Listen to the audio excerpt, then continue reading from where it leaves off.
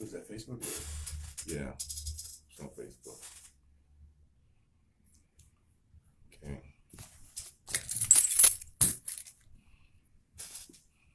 Stevie, are you ready? Yeah.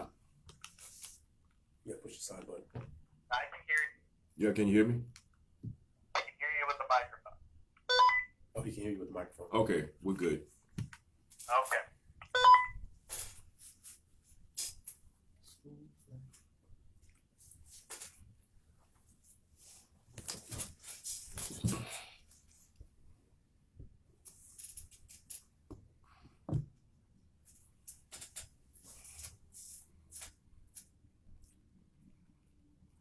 Yeah.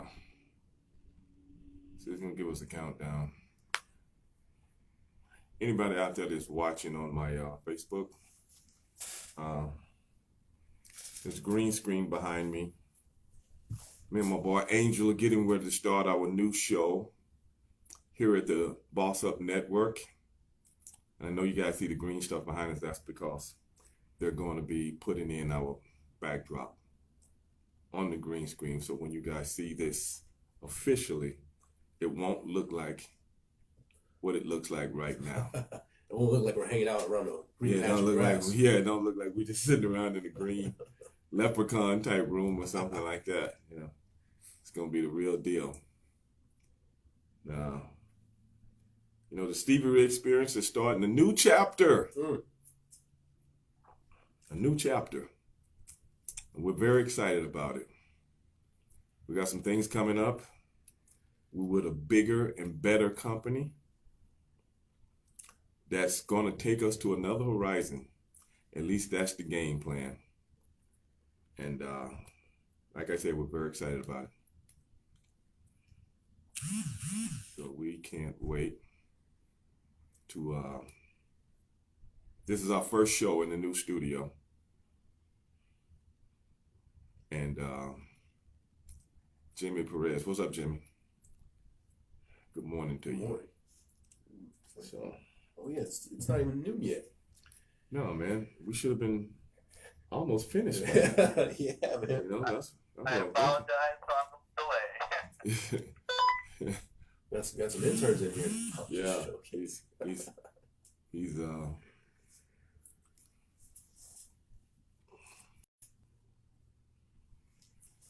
you know, we're going to be doing our thing, man. We can't wait. We got a few things to talk about today. I figured I'd let you guys go live on. A friend of mine hit me, asked me, "What am I doing today?" Is that the one that she was talking about? No. Okay, hey. No. One of them. So they're trying to get me married. Oh man, I know. Don't do it. They're trying to get me married. All right, are you guys ready? Yeah, we're ready. Ready to go. Okay. Ready to go. Ain't trying to. Come on, bro. I'm trying to enjoy life. I'm trying to enjoy my life, man. People don't know how happy I am. Yeah. I'm a happy guy. Yeah, I heard when you get married, man. So is rolling. We have 40 seconds. Okay. I'm happy as hell, man. People don't think, man, you need somebody. Really? I mean, Me, myself, and I, right? Hey, brother, I sold my house. I sold my Dodge Viper custom. Oh, no. I sold my custom red Corvette. Yeah, 20 seconds. I sold my custom motorcycle. They really think I'm looking for a wife after I get rid of all that stuff? Nah. That's the kind of stuff you catch them with. You know what I'm saying? Yeah. 6, 5, 4, 3,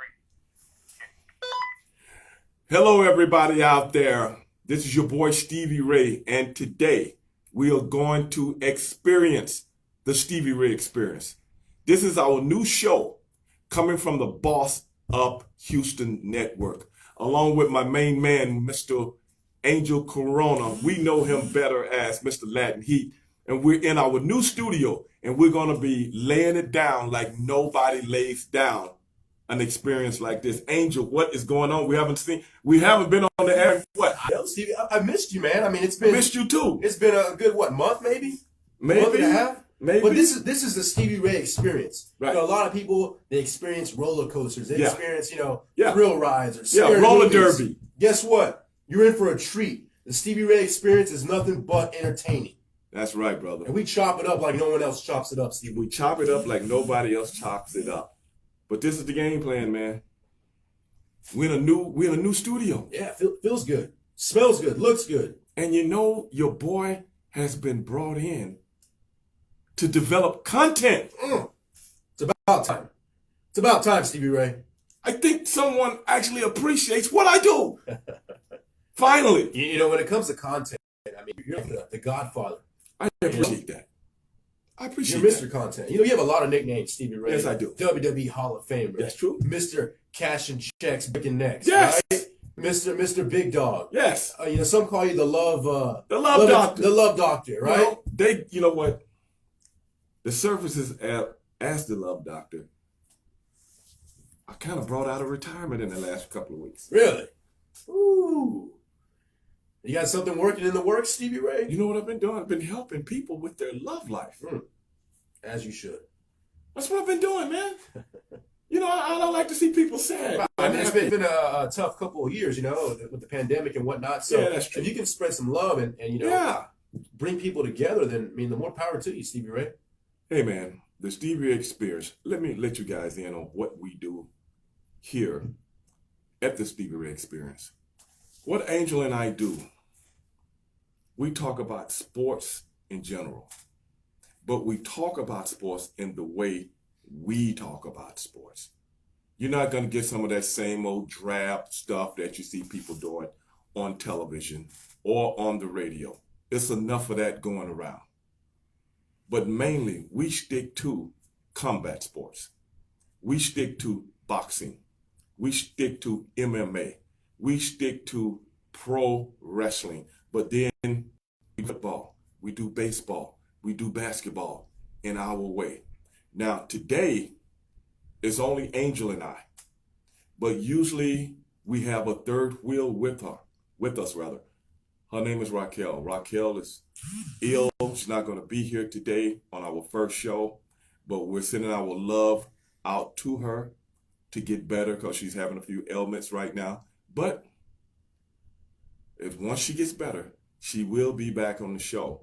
But today, you got the tag team, the real tag team. That's right. You know, Angel and myself. Angel, let's jump right into it, man. Been a lot of stuff going on in the sports world since we've been down. Yeah, man. I mean, it's busy time around for sports. Yes, a lot of things going on. But we wasn't on the air when the biggest fight of the year went down. Ooh, you're talking about that heavyweight matchup. Deontay Wilder, Tyson Fury. Yeah, I mean that matchup right there lived up to the hype. You know, typically the third fight is not a good fight. It's a wash. Right. You know, but for me, I mean that was probably the greatest fight I've ever seen. I mean, I haven't been around as long as you have. In the It boxing, ranks right up there. But man, I mean this had everything. This had drama. Yes. This had hype. Right. This had back and forth, Yeah. knockdowns. Mm-hmm. I mean there was blood. It was insane. Yeah. I mean it lived up to the hype. I feel like it could have gone for a century. I mean, these guys were toe to toe. No one wanted to lose any inch. Right. And, thankfully, the referee did call it off because Deontay Wilder did look pretty bad. He and did. he's the type of guy, he would go out on his shield. Right. Well, he got a chance to go out on the shield that night in Vegas. But I'm going to tell you something, man. Something wasn't right in that fight for me. What's that? Deontay Wilder, I've seen this guy go 12 rounds, like with Steven Severn. I've seen him go 12 rounds with the Gypsy King in that first fight. I didn't understand why he was so discombobulated in the second round. Like I told the guys that I was with watching the fight, he must have gotten hit with a punch. And it threw his equilibrium off because he couldn't have been out of shape. No. You done had forever to train for this fight. And overtraining, I don't think he overtrained. So that had a lot to do because you look at Tyson Fury, man. You know, you got dropped twice. Yeah, it didn't look good for him early. Yeah, and a lot of people said it was a long count. What do you think about that? That I- first knockdown. I definitely think it was a long count, but I'm not arguing against it because Me I watch fights where the guy gets dropped and the referee automatically starts saying 4, Mhm. 5. So for me, I think it was a fair count. Mm-hmm. Yes, it was a little extended, but I think at the end of the day, I mean, every man had their chance to win the game, to win the That's true. fight. You know, so to complain about Yeah, I don't like. I mean, I've seen that in several fights. Like when Mike Tyson fought Buster Douglas, that was the gripe that they tried to come up with. Like when he had knocked Buster down, they said it was a long count, and the fight should have been over right there. And then he got up and he knocked Mike Tyson out. right.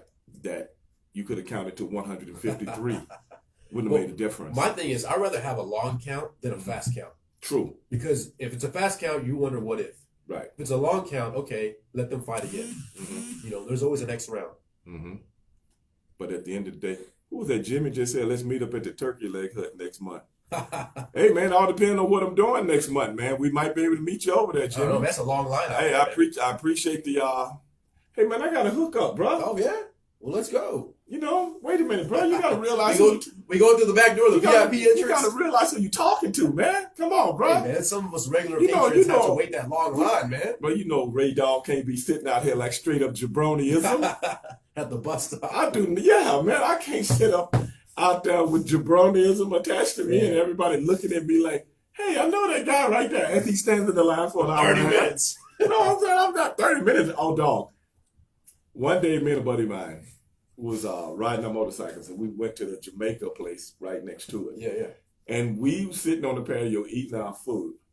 And I swear to God, a friend of mine had met me up there. And I went back and walked her from her car Mhm. to in the front of the Jamaica, whatever the name of the place is. She sat there with us for a few minutes talking. And then she had to go meet her friend somewhere downtown. I walked her back to her car. And all this time that went by, and I'm still looking at the same people. I'm still looking at the same people. I'm like, this line hadn't moved, man. It was crazy, man. I was like, I'm not going through that misery. You know what I'm saying? But see, the hookup thing, I have to go through it before I go. Right. You I got can't just walk up there. You see what I'm saying? So I have to call somebody that calls somebody that get old Ray Dog.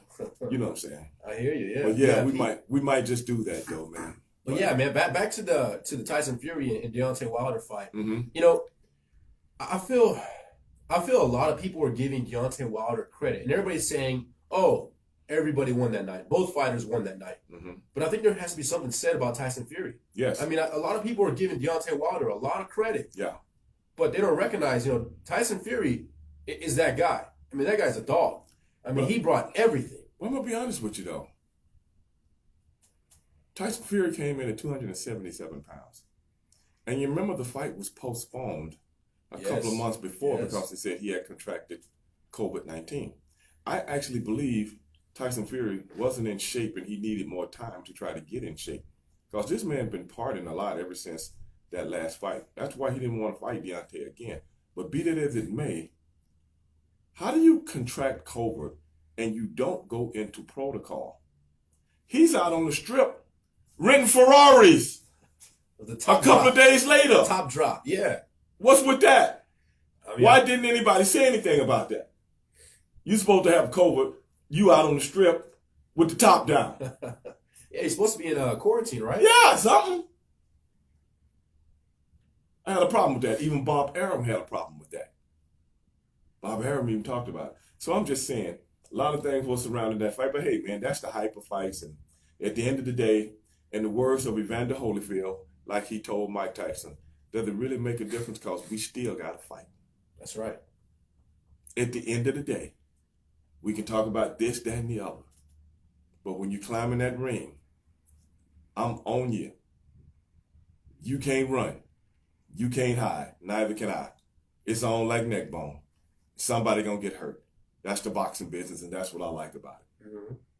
That's what I like about it, man. Yeah, man. It's definitely entertaining. I mean, you know, Deontay Wilder had him. A lot of people thought he was going to win. I think he would have if he wasn't as discombobulated as he was.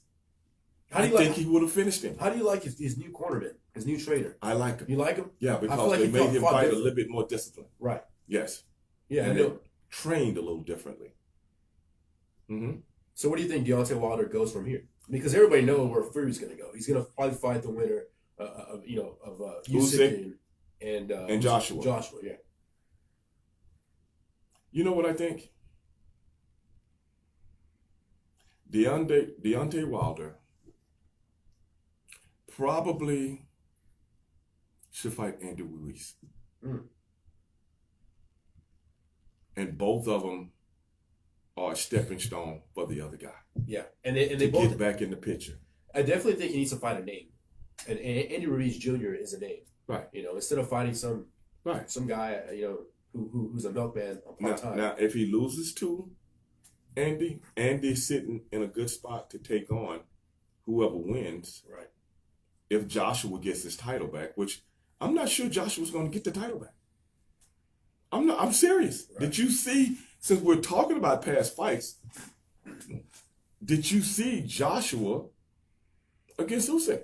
Yeah, I think everybody slept on Usyk. I mean, this guy's legit. This guy's super legit. This guy is a boxer. Very skilled boxer. In and out, yeah. And he really made Joshua look amateurish.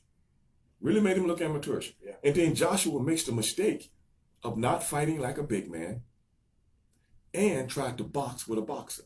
You're a good boxer, but this dude is a great boxer. And you couldn't match him. Right. So if I can't match you on your level, I got to go to what I do good. Right.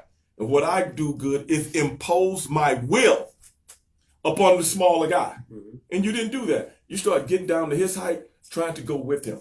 You can't outbox a boxer, No. right? You got to use your power. You got to use your speed. And in the last round, he made the statement and almost got Joshua out of there. Yeah. So I'm like, oh, brother, you got to go to. You can see the Brinks truck. You can see the Brinks truck riding down the road about 70 miles an hour. Yep. And the back doors pop open. And money just start flying out of the back of the Brinks truck, bro. That's what I saw when I saw Uzi start to pour it on. You could all the money flying away. You could. I'm like, man. Throw a sponsor out of the window too. $1 billion just flew out of the window. Mm-hmm. At least $500 million. Yeah. Because the fighter's gonna get 100 between them. Mm-hmm. So everybody else involved gonna have to at least collect 300-400. Yeah. You can see all that money flying out the back of the window, man. It's all gone. I'm sorry, brother. I'm gonna have to like Drago said to Rocky. I must break you. That's what I would have told Usyk. And you got to. Man, the Brinks truck is parked right at the corner of the building right there. Waiting Don't you see it? Yeah, they're waiting for you. You know, it's got guards surrounded with machine guns. Mm-hmm. That's my money. And somebody told me this money is yours. Mm-hmm. Only thing you